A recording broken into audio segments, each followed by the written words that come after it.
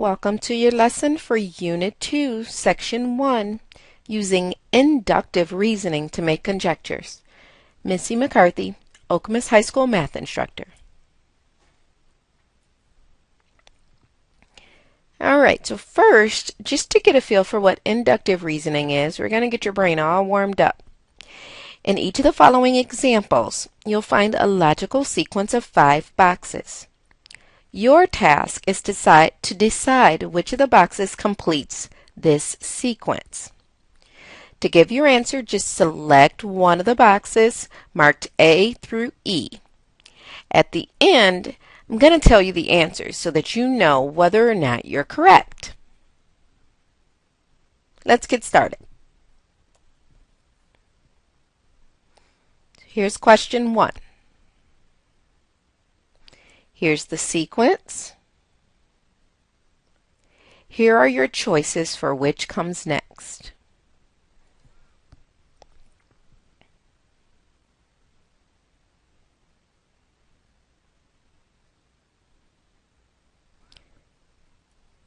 Question 2. Here's the sequence. Here are your choices for which comes next.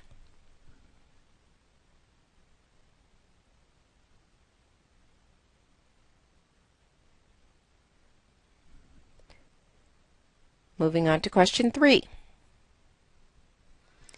Here's the sequence. Here are your choices for which comes next.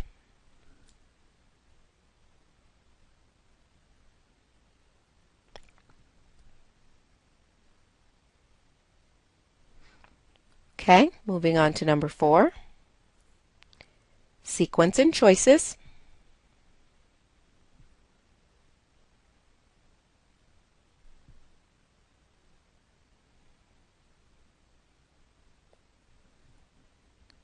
Okay.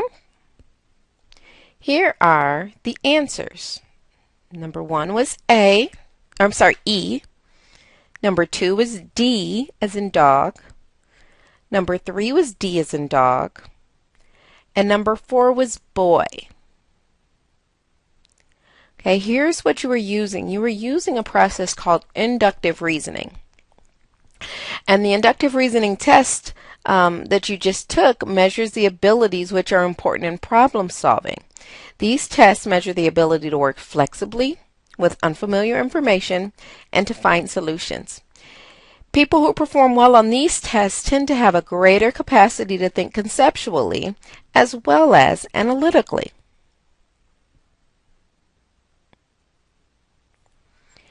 So we're talking about deductive reasoning in geometry.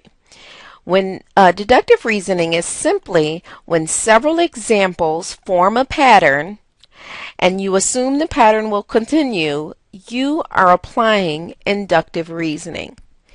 You may use inductive reasoning to draw a conclusion from a pattern. So it's simply just the process of reasoning that a rule or statement is true based on specific cases. Looking at a pattern, assuming the pattern will continue, and drawing a conclusion is the process of deductive reasoning or inductive reasoning. So let's try some more inductive reasoning. See if you can find the next item in each pattern.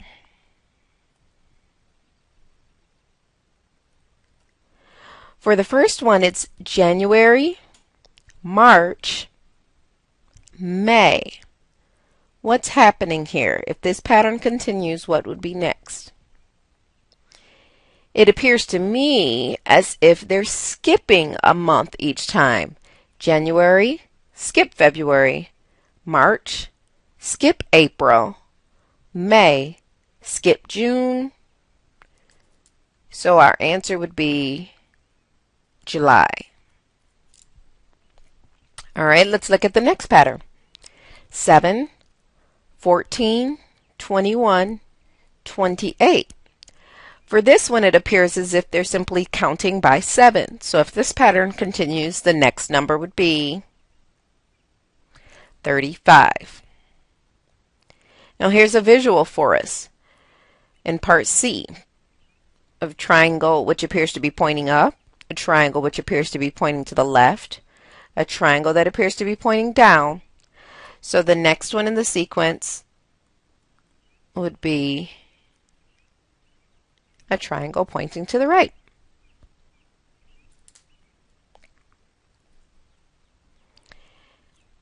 Okay, guess who?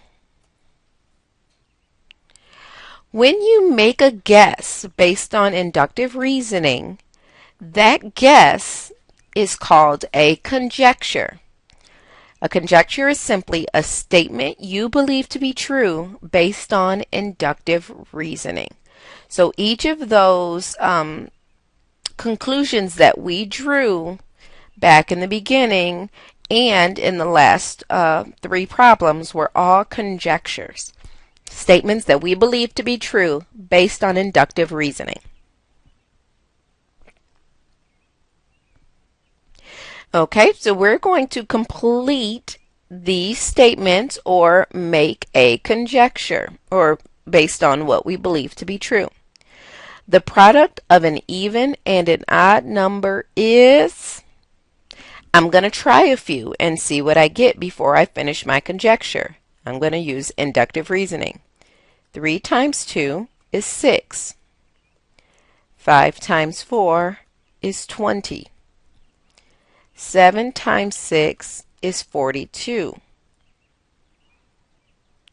9 times 4 is 36. So it looks like all of my results when I do the product of an odd and an even number are even. So that is my conjecture based on inductive reasoning. The number of segments formed by n collinear points is blank. So let's start with 2 collinear points. 1 segment formed. 2 points, 1 segment. Start with 3 collinear points. 2 segments formed. 3 points, 2 segments. And let's do 3 collinear points, or 4 collinear points, excuse me. 1, 2, 3. So when there are 4 points, there are 3 segments. So it looks to me if there were n points, there would be n minus 1 segments. There's 1 segment less than the number of points. So my conjecture would be the number of segments formed by n collinear points is n minus 1.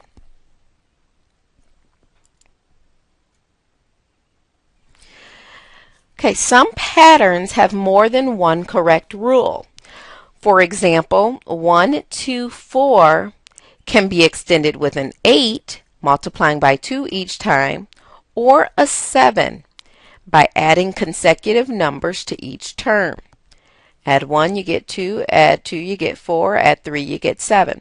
So you have to be a little bit careful when you are making your conjecture.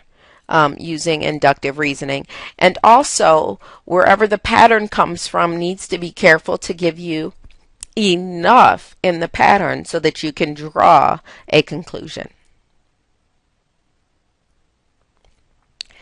Okay, so let's look here. It says, show that each conjecture is false by finding a counterexample. So we need to find an example that is true that goes against this conjecture that was made here. Just like in the previous slide, those would have been counterexamples. Had you made one choice, then the other would have been a counterexample. So for every integer n cubed is positive. So we have to find an integer where n cubed would not be positive, and I can think of a counterexample really easily. Let n be negative 2. And we have to show that it's false. Negative 2 cubed is negative 8, which is not positive. Therefore, that conjecture is false. It does not happen in every instance. Two complementary angles are not congruent. So I need to find two complementary angles that are congruent. And those would be, remember, complementary means add to 90, so 45 and 45. There are two complementary angles that are congruent, so that demonstrates a counterexample that shows that the conjecture is false. It's not always true. The last one, based on the data in the example, the monthly high temperature in Abilene, Texas is never below 90 degrees Fahrenheit for 2 months in a row.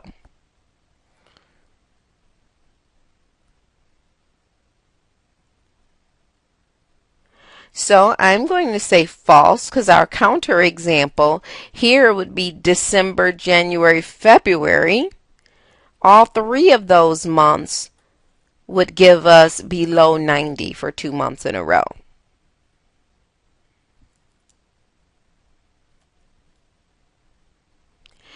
So to show that a conjecture is always true, you must prove it.